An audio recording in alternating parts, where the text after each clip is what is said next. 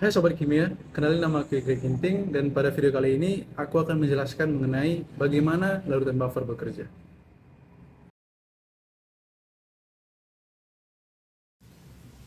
Sebelum menjawab pertanyaan bagaimana, kita harus tahu pertanyaan apa. Apa itu larutan buffer? Di sekolah mungkin kita sudah mendengar yang namanya larutan buffer atau biasa kita sebut larutan penyangga. Nah, penyangga sendiri itu kan berarti sesuatu yang mempertahankan sesuatu. Nah, begitu juga dengan larutan buffer. Larutan buffer adalah larutan yang mempertahankan pH-nya sehingga tidak terjadi perubahan yang berarti atau signifikan terhadap pH larutan tersebut. Artinya, ketika kita menambahkan suatu larutan asam atau basa ke suatu larutan buffer, pH dari larutan buffer tersebut itu tidak akan berubah secara signifikan. Ya, mungkin 0,1 atau 0,2. Perlu kita garis bawahi juga bahwa larutan buffer itu memiliki batas-batas tertentu. Artinya jika kita menambahkan suatu larutan asam atau basa yang begitu banyak ke suatu larutan buffer, ya itu jelas akan mengubah pH larutan buffer tersebut. Kenapa? Karena mungkin ya melewati batas dari larutan buffer tersebut. Sama halnya seperti pulpen ini. Di sini tangan saya berperan sebagai penyangganya agar pulpen ini tidak jatuh. Begitu juga dengan larutan penyangga. Larutan penyangga mencoba mempertahankan pH-nya supaya pH-nya tidak turun ya ataupun tidak naik. Namun jika saya memberikan gaya yang besar terhadap pulpen ini akan jatuh. Kenapa? Karena penyangga itu memiliki batas-batas tertentu untuk mempertahankan posisi pulpen tersebut.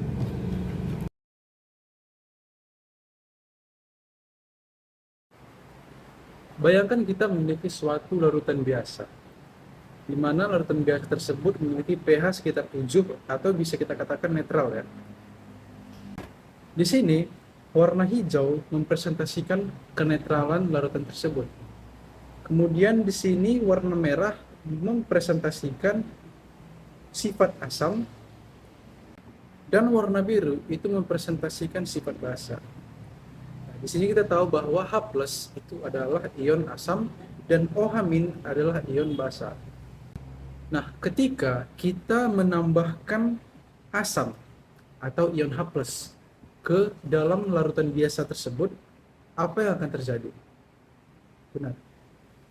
Larutan biasa yang tadinya netral akan menjadi asam karena kita tambahkan ion asam. Sama halnya dengan basa. Saat kita mau menambahkan ion basa ke larutan biasa tersebut akan bersifat basa. Nah, itulah yang kita pahami selama ini dalam ilmu kimia ya, di mana larutan basa ditambahkan ke suatu larutan tersebut akan bersifat basa dan begitu juga dengan asam. Namun berbeda dengan larutan buffer. Ketika kita menambahkan larutan asam atau basa ke larutan buffer tersebut itu tidak mengalami perubahan pH yang signifikan ya, mungkin ada 0,01 sekian, namun itu tidak terlalu berpengaruh. Nah, dari ilustrasi ini bisa kita lihat bahwa warna dari larutan buffer tersebut itu tetap, itu menandakan bahwa pH larutan tersebut tetap netral atau sama dengan 7.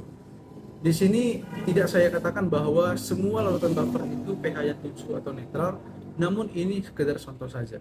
Nah, untuk memahami apa yang sebenarnya terjadi dalam larutan buffer, kita bisa melihat lebih dalam.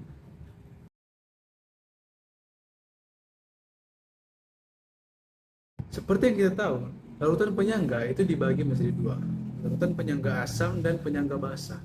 Nah, penyangga asam ini terdiri dari asam lemah dan basa konjugasi dari asam lemah tersebut. Basa konjugasi ini berasal dari garam yang dibentuk dari anion asam lemah tersebut. Jadi mungkin sebagai contoh, kita ambil contohnya asam asetat atau CH3COH. Nah, CH3COH itu membentuk garam. Kita ambil contoh paling simpelnya yaitu CH3COONA atau natrium asetat. Nah, jadi sistem penyangga ya, ini salah satu contohnya. Sistem penyangga itu terdiri dari CH3COOH dan CH3COONA. Nah, dalam sistem penyangga itu ada reaksi CH3COO- plus H+, dan CH3CO- plus Na+. Nah, dalam larutan buffer ada dua komponen penting yang berperan untuk mempertahankan pH larutan buffer tersebut, yaitu CH3COOH dan CH3CO-.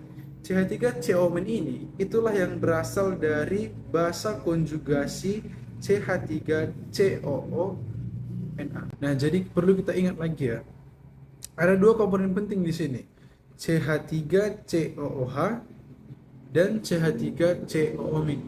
Dua komponen inilah yang memiliki peran untuk menetralkan larutan-larutan asam atau basa yang menghasilkan ion H+ ataupun OH- di dalam sistem buffer. Nah, mungkin untuk sebagai lebih pahamnya, kita ambil contoh. Ketika kita memasukkan ion H+ ke dalam larutan buffer, nah, ion H+ ini akan langsung dinetralkan oleh basa konjugasi dari asam lemah asam asetat. Sementara ketika kita menambahkan ion OH- ke dalam larutan buffer, ion OH- ini akan dinetralkan oleh CH3COOH.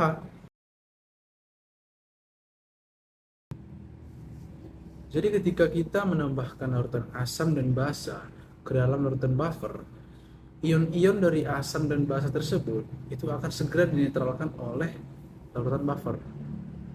Sehingga ion H+ dan OH- yang sudah dinetralkan tadi itu tidak banyak dan bahkan tidak mempengaruhi pH dari larutan buffer yang ada. Setelah mengetahui bagaimana cara kerja larutan buffer, kita dapat menjawab pertanyaan apa batas dari larutan buffer tersebut. Untuk menjawab pertanyaan itu, kita bisa melihat dari ion yang dinetralkan. Batas larutan buffer adalah ketika larutan buffer tersebut tidak memiliki cukup basa konjugasi ataupun asam lemah untuk menetralkan ion-ion H+ ataupun OH- yang dimasukkan ke dalam larutan buffer. Jadi ketika tidak ada yang menetralkan ion H+ dan ion OH- tersebut, larutan buffer akan segera terpengaruh dan pH-nya akan segera berubah.